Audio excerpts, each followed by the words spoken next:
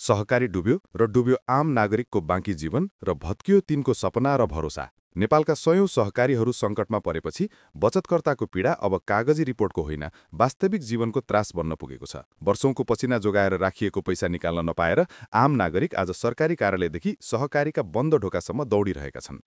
कतै छोराछोरीको पढाइ रोकिएका छन्, कतै उपचारका लागि पैसा नपाएर आँसु झरेका छन् र कतै त वृद्ध आमाबाबु आफ्नो बुढौलीको आशा र भरोसा नै हराएको महसुस गर्दैछन्।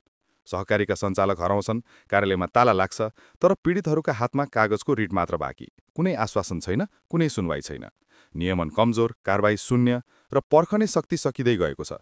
अब बचतकर्ताहरूको एउटै आवाज छ, हाम्रो पैसा साँचो रूपमा भरोसायोग्य हातमा गयो कि व्यवस्थापन र राजनीति मिलेर लुट्यो?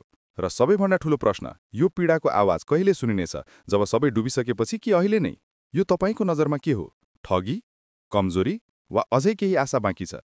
कृपया आफ्नो विचार कमेन्टमा लेख्नुहोस्।